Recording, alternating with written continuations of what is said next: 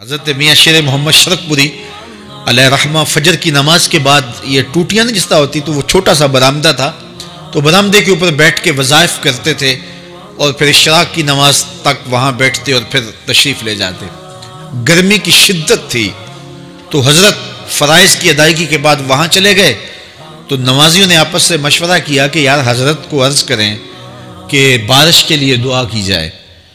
تو حضرت جا کے وہاں اپنے وظائف میں لگ گئے، تو انہوں نے کہا چلو ہم مسجد کے سین میں کھڑے ہو جاتے، حضرت توجہ کریں گے تو عرض کریں گے۔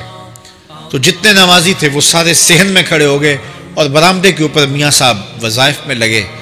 جب آپ کی نظر پڑتی نا لوگوں کی جانب، تو جتنے بھی نمازی تھے سارے ہاتھوں سے اشارے کر کے کہتے یعنی دعا کرو، زبان سے نہ بولتے، ہاتھوں کو ایسے ہلاتے اور یہ کہتے کہ ادھر آسمان کی طرف اشارہ کر کے کہتے دعا کرو۔ میاں صاحب پھر وظائف میں لگ جاتے۔ پھر جب میاں صاحب کی آنکھ اٹھتی نا تو یہ سارے ہاتھ اٹھاتے اور آسمان کی طرف ہاتھ اٹھا کہتے، میاں صاحب پھر وظائف میں لگ جاتے۔ جب 2-3 مرتبہ ایسا ہوا نا تو میاں صاحب کی ہنسی نکل گئی اور ایسے آسمان کی طرف دیکھ کے کہا چل ہن پا دے۔ کہتے ہیں بس یہ بات کہنے کی دیر تھی کہ چھم چھم می برسنے لگا۔ تو جب کوئی حضور کا ہو جاتا ہے تو رب اس کو اپنا محبوب بنا لیتا ہے۔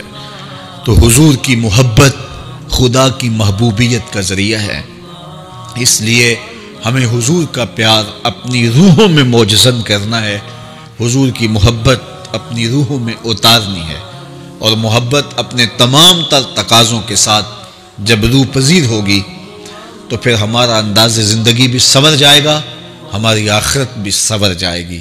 محبت کے من جملہ تقاضوں میں سے سب سے بڑا تقاضا محبوب کی اطاعت ہے کہ بندہ جس سے پیار کرتا ہے اس کی بات مانتا ہے۔ یہ ہے دعوی محبت کا ثبوت، اس کی دلیل۔ اور حضور کے صحابہ کی زندگیاں دیکھیے کہ انہوں نے حضور علیہ السلام کے ساتھ کیسے پیار کیا، حضور کی محبت میں اپنی عادتوں کو بدل دیا۔ حالانکہ عادتیں نہیں بدلی جاتی، 2 سکے بھائی ہوں، رشتہ کتنا گوڑا ہے، اور ایک گھر میں پرورش پائی ہے، ایک گود میں پلے ہیں، ایک باپ کے گہوارہ تربیت میں رہے ہیں، لیکن طباع میں اختلاف یہ ایک فطری بات ہوتی ہے۔ ہمارے پاس لوگ آتے ہیں، 2 سکے بھائی ہوتے ہیں، ایک کی طبیعت ادھر کو جا رہی ہوتی ہے، دوسرے کا مزاج ادھر کو جا رہا ہوتا ہے، ایک سخت نرم مزاج ہوتا ہے اور دوسرے کی آنکھوں سے انگارے پھوٹ رہے ہوتے ہیں، ایک معاف کر دینے والا ہوتا ہے، ایک سخت غصیلا ہوتا ہے، ایک کی طبیعت کے اندر تلخی کی چنگاریاں ہوتی ہیں اور ایک کی طبیعت کے اندر نرمی کے پھول ہوتے ہیں، آپ نے بھی دیکھا ہوگا۔ تو یہ ایسا ہوتا ہے۔ اب اسی طرح کھانے پینے کی چیزوں میں طباع کا اختلاف یہ فطری بات ہے، ایک کو ایک چیز پسند ہوتی ہے، دوسرے کو وہ چیز پسند نہیں ہوتی ہے۔ بعض اوقات ماں کو مسئلہ ہوتا ہے کہ یہ چیز اگر میں تیار کرتی ہوں تو میرا دوسرا بیٹا نہیں کھاتا، تو اس کے لیے بعد سے الگ سے کوئی چیز تیار کرنی پڑتی ہے کہ اس کی ڈیمانڈ یہ ہے اور میرے اس بیٹے کی ڈیمانڈ یہ ہے۔ مائیں مزاج سمجھتی ہیں، ایک آغوش میں پرورش پانے کے باوجود خون ایک ہے، گہوارہ تربیت ایک ہے، دودھ ایک ہے، لیکن طبیعتوں کے اندر اختلاف پایا جا رہا ہے۔ لیکن صحابہ کی زندگیاں دیکھیے، انہوں نے اپنی طبیعتیں بھی حضور کی طبیعت کے سانچے میں ڈال دی۔ حضرت انس بن مالک کو کسی نے دیکھا کہ وہ شوربے سے کدو کے ٹکڑے نکال کے کھا رہے ہیں، تو کہا یہ کیا کر رہے ہو؟ کہا میں نے ایک دن حضور کو یوں کرتے ہوئے دیکھا تھا۔ تو طباع کا اختلاف یہ ایک فطری اختلاف ہوتا ہے، لیکن صحابہ نے اس کو بھی چھوڑا اور حضور کی محبت کے سانچے میں ڈال دیا۔ پھر اس چیز کا انتظار نہیں کیا کہ حضور کا فرمان کیا ہے، حضور کی چاہت پہ اپنے مزاج کو بدلا۔ اللہ اکبر۔ حضور علیہ السلام مدینہ المنورہ کی گلی سے گزر رہے تھے، ایک گنبد نما مکان بن رہا تھا اور ایسے مکان حضور کو پسند نہیں تھے۔ تو آقا کریم علیہ السلام نے پوچھا یہ مکان کس کا ہے؟ کہا فلاں انصاری کا ہے۔ حضور گزر گئے، چہرے پہ تھوڑے سے ناگواری آثار حویدہ ہوئے۔ کسی نے اس صحابی کو بتا دیا کہ حضور گزرے تھے، تیرے مکان کو دیکھا، شاید پسند نہیں آیا۔ 2-4 دن کے بعد حضور دوبارہ گزرے، دیکھا کہ وہاں ملبے کا ڈھیر پڑا ہوا تھا۔ فرمایا اس صحابی کو بلاؤ. بلایا گیا. کہا میں پرسوں ترسوں گزرا تھا, تیرا مکان دیکھا تھا, یہ کیا ہوا؟ عرض کی میں نے گرا دیا ہے. فرمایا کیوں؟ عرض کی سنا تھا آپ کو پسند نہیں, سنا تھا آپ کو پسند نہیں. میں اور آپ دیکھیں ہمارا کیا کیا حضور کو پسند, سر سے لے کر پاؤں تک, نجی زندگی سے لے کے سیاسی زندگی تک, اپنے امور ذات سے لے کر کے اپنی معاشرتی زندگی تک, ہمارا کیا کیا حضور کو پسند نہیں, اور ہر وہ چیز بدل دیں جو حضور کو پسند نہیں. محمد دی زیارت محمد دے رنگ وچ, اے ٹھگ بازیاں جانے پیارا محمد صلی اللہ علیہ وسلم. میرے شیخ کامل کا ایک شعر ہے, اور وہ شعر اتنا وزنی ہے کہ اگر میرے پاس جواہر لال موتی ہوں اور میں ایک پلڑے میں ڈال دوں اور ایک پلڑے میں یہ شعر رکھ دوں تو یہ شعر پھر بھی بھاری ہوگا. یاری لا تو پاک نبی سنگ, اے پر پوری یاری, پھر درود قبول ہے تیرا لکھ نہ لو ایک واری. 1.25 مرتبہ درود پڑھنا ایک طرف, اور ایک دفعہ حضور کی ذات پہ درود پڑھنا, ان کی محبت کے سانچے میں یوں ڈھل کر کے جو وہ کہتے ہیں وہ میری زندگی کا عمل ہے, یہ اس سے وزنی ہے, یہ اس سے بھاری ہے. تو حضور کی محبت. حضور کے ایک صحابی تھے, وہ حضور کو ملنے آئے, اور آئے تھے بحرین سے. اچھا, انہوں نے حضور کو سلام کیا تو حضور نے رخ پھیر لیا, ناراضگی کا اظہار کیا. تو وہ سمجھے کہ شاید حضور نے ایسے ہی رخ پھیرا, تو جدھر حضور نے رخ پھیرا وہ ادھر جا کے سلام کرتے ہیں. تو حضور نے پھر رخ پھیر لیا. سمجھ گئے کہ حضور ناراض ہیں. اب انہیں سمجھ یہ نہیں آ رہی تھی کہ ناراضگی کا سبب کیا ہے.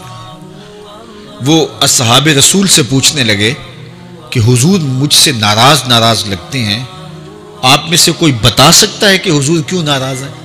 اللہ اکبر.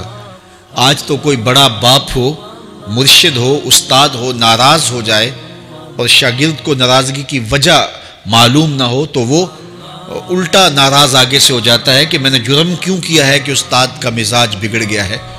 اللہ اکبر. لیکن ذرا دیکھیے, رنگ دیکھیے محبت کے. وہ صحابہ سے پوچھتا پھرتا ہے کہ حضور مجھ سے ناراض ہیں, مجھے بتائیے کہ کیا سبب ہوا. تو انہوں نے کہا کہ یہ تیرے ہاتھ میں جو سونے کی انگوٹھی ہے اس سے حضور ناراض ہیں, کیونکہ حضور اس کو منع کر چکے ہیں. امت کے لیے سونا چاندی حضور نے امت کے مردوں کے لیے منع فرما دیا. صرف 4.5 ماشے سے کچھ کم کی انگوٹھی چاندی کی, اور وہ بھی عدد میں 1 ہو, شریعت نے جائز رکھی ہے. اگر 2 ماشے کی 2 ہوں گی تو پھر بھی جائز نہیں. عورت کو جائز ہیں 10 انگوٹھیاں پہنے, سونے کی پہنے, چاندی کی پہنے, یہ اس کا زیور ہے. مرد کو زیور کی ضرورت نہیں ہے, زینت کی ضرورت نہیں ہے. لہذا مرد کے لیے 1 انگوٹھی رکھی گئی ہے, وہ بھی اس لیے کہ اگر وہ کہیں مشکل میں ہو تو اس کو بیچ کر کے 2 وقت کا کھانا لے سکے. باقی اس کے لیے انگوٹھی 4.5 ماشے سے کم کا چاندی یا سونا 1 ماشا ہی کیوں نہ ہو اس کے لیے جائز نہیں ہے. تو اس نے سونے کی انگوٹھی پہن رکھی تھی, لیکن اسے حرمت کا پتہ نہیں تھا. تو اس نے کہا کہ حضور مجھ سے کیوں ناراض ہیں؟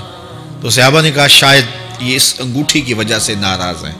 تو اس نے یہ نہیں کہا کہ مجھے تو پتہ ہی نہیں تھا, میرا کیا قصور.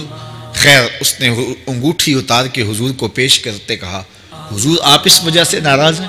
حضور نے انگوٹھی پکڑی اور ایسے پھینک دی. ناراضگی کی وجہ ختم ہو گئی. وہ بیٹھ گیا, بات شروع ہو گئی. اللہ اکبر. جب سلسلہ کلام ہوتا رہا, جب مجلس برخاست ہوئی, لوگ اٹھ کے گھروں میں جانے لگے, وہ بھی اٹھا اور الٹے پاؤں سے پیچھے چلا. تو کسی نے اس کو کہا وہ انگوٹھی تو اٹھا لو, سونے کی انگوٹھی ہے, قیمتی ہے, چلو تمہارے لیے پہننا جائز نہیں, تمہاری بیوی کے لیے تو جائز ہے. تو اس نے کیا جواب دیا سنیے. اس نے کہا واللہ لا آخذہ وقد طرحہ رسول اللہ صلی اللہ علیہ وسلم, اللہ کی قسم میں اس انگوٹھی کو کبھی بھی نہیں اٹھاؤں گا جس کو میرے حضور نے پھینک دیا ہے. تو یہ تھی ان کی محبت, یہ تھا ان کا انداز. تو آئیے میں اور آپ حضور سے اگر محبت کرتے ہیں تو حضور علیہ السلام کا طرز زندگی, حضور کا انداز معاشرت اختیار کریں. کثرت کے ساتھ مائیں بہنیں بیٹیاں بھی موجود ہیں, وہ بھی اپنی اولادوں کی تربیت اس نہج سے کریں کہ وہ حضور کی سنت, حضور کی سیرت, اور حضور کی اتباع کے سانچے میں ڈھل جائیں۔ زندگی کا مقصد ہی یہی ہے۔ آئے، بڑے ہوئے، جوان ہوئے، بوڑھے ہوئے، چلے گئے، ہم سے پہلے بھی چلے گئے، ہم بھی چلے جائیں گے، بعد میں آنے والے بھی چلے جائیں گے، لیکن حقیقی کامیابی اس کو نصیب ہوئی جس نے اس دنیا پہ آ کے دنیا کی زندگی کے مقصد کو سمجھا۔ ہم آئے کیوں تھے؟ زندگی کس لیے ہمیں دی گئی تھی؟ اکبر الہ آبادی نے کیا ستھری تنقید کی تھی، کیا بتائیں احباب، کیا کارنمایاں کر گئے، بی اے کیا، نوکر ہوئے، پینشن ملی اور مر گئے۔ یہ کوئی کام نہیں ہے، ہماری زندگی کا کوئی مقصد ہے، جس لیے ہم انسان ہیں، اشرف المخلوقات ہیں۔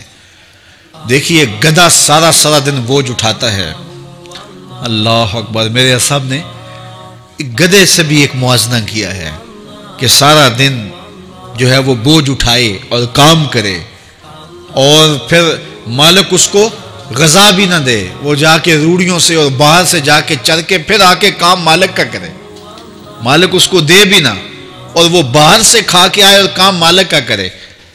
تو اگر بندہ ہو کے، انسان ہو کے اگر نہ کرے تو میرے حضور نے ایک لمبی ربائی ہے، اس میں آخر میں لکھتے ہیں، تو چنگا یعقوب یا کھوتا، تینوں شرم نہ آوے، کہ اگر وہ ایک گدھا بھی کام کرے، اپنی پیٹھ پہ بوجھ لا دے، اور تو اپنے مالک کے لیے کچھ نہ کرے، اور ساری نعمتیں مالک نے تجھے دی ہیں اور عزتیں اور آبرویں تیرے نام کی ہیں، اور تو اس کا حق ہی ادا نہ کرے، تو پھر کس طرح تیرے سے؟ تو پھر اولئک کل انعام بل ہم اضل، فرمایا تو چوپایا ہے بلکہ چوپایوں سے بھی بدتر ہے۔